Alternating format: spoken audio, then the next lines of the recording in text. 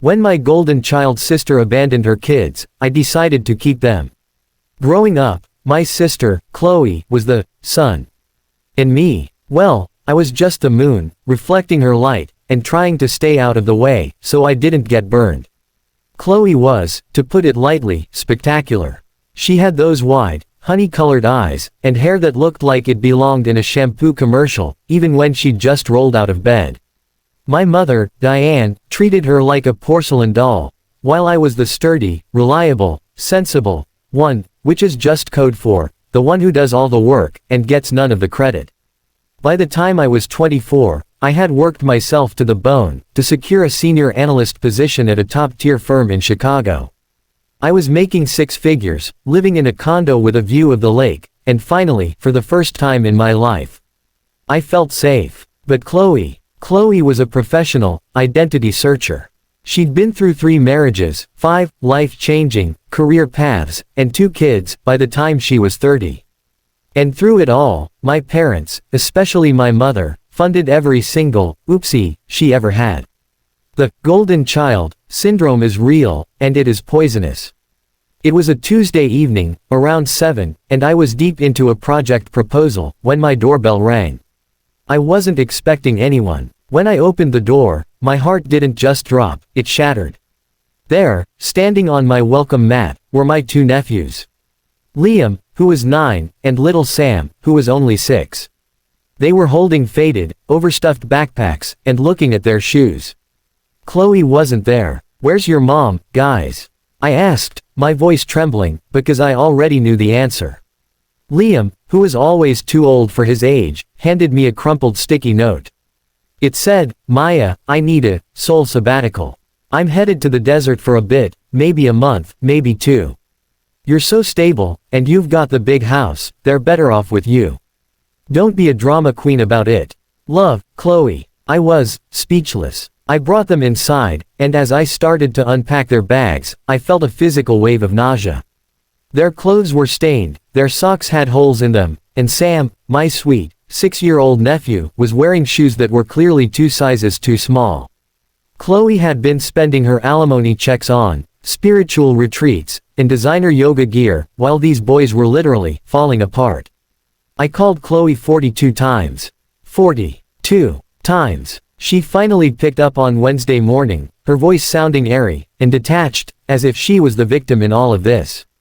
"Maya, stop being so negative," she sighed, and I could practically hear the eye roll through the phone. "I'm in Sedona. I'm finding my center. You have plenty of money, and you're single, what else are you doing with your time?" "Chloe," I hissed, trying to keep my voice down so the boys wouldn't hear me. "This is child abandonment. I am calling the police, and I am calling Child Protective Services.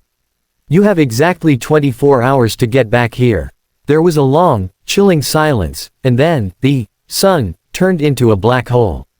"If you call anyone," Chloe said, her voice dropping into a low, terrifying whisper, "I will call your boss. I'll call Mr. Henderson personally, and I'll tell him all about your little episode 3 years ago. I'll tell him how you're unstable, and how you've been harassing me. I have the emails, Maya, or at least, I can make them look like they're from you. You like your fancy office. You like your lake view. Then shut up, and watch my kids." I felt like the floor had been pulled out from under me. 3 years ago, I had suffered from a period of severe burnout and anxiety. I'd taken a 2-month medical leave to get my head right. It wasn't crazy, it was human. But in the corporate world, it was a weapon, and my own sister was holding it to my throat. For the next 2 weeks, I lived in a state of high-functioning panic, but something changed. I started taking the boys to the park. I bought them new clothes, real, sturdy shoes that didn't pinch Sam's toes. We had taco nights, and I taught Liam how to play chess. I realized, with a crushing weight in my chest, that these boys didn't just need a babysitter, they needed a mother. They had been living in a house of golden child chaos, never knowing if there would be milk in the fridge, or if their mom would be home for dinner. One night, Sam looked up at me, his face covered in chocolate ice cream, and said, "Auntie Maya, can we stay here forever?" That was the moment the reliable sister, died, and the protective lioness was born. I didn't call the police, not yet. Instead, I called a private investigator. I spent $10,000 of my hard-earned savings, and I found out that Chloe wasn't in Sedona to find her center. She was in Sedona with a wellness guru she'd met on an app, a man with a record for fraud, and she was using the boys' college fund, the one my grandfather had set up, to fund this guy's healing center. She wasn't just neglectful, she was criminal. I gathered everything, the Pies reports, the photos of the boys' condition when they arrived, and the recordings of her blackmail threats. Yes, I recorded her. In Illinois, it's a two-party state, but my lawyer told me it would still be vital for the CPS investigation. I was ready. Then, the golden child returned, and she didn't come alone. Chloe showed up on my doorstep on a Sunday morning, looking tan, refreshed, and completely oblivious to the wreckage she'd left behind. My mother, Diane, was with her, looking at me with that familiar, disappointed glare. "Okay, Maya, the fun's over," Chloe said, reaching for Sam's hand. "We've got a flight to catch. Mom's taking us all to Florida for a family reset." "You're not taking them anywhere, Chloe," I said. My voice was calm, too calm. My mother stepped forward, her face flushing red. "Maya, don't be difficult. Your sister has had a breakthrough, she's ready to be a parent again. Stop trying to steal her thunder."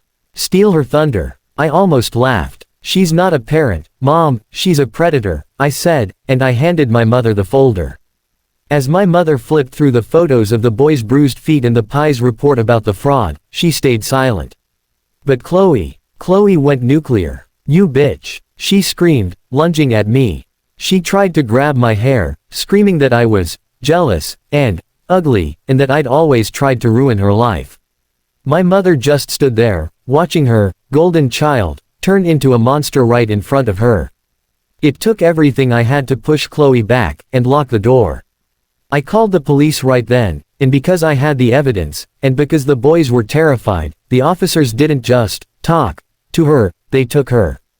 The legal battle that followed was brutal. My mother tried to lie for her. She tried to say the boys were exaggerating.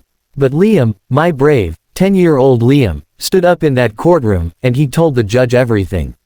He talked about the nights they spent alone, the friends Chloe brought home, and how they felt invisible until they got to Auntie Maya's house. Chloe is currently serving 3 years for child endangerment and financial fraud. My mother hasn't spoken to me since the sentencing. She still thinks I'm the villain of the story. But that's okay. Because every morning, I wake up, and I hear the sound of two boys eating cereal and arguing about which superhero is faster. Sam has shoes that fit. And Liam is the captain of his chess club. I used to be the moon, just a shadow in my sister's light. But now, I'm the whole damn sky. And my boys? They're finally home?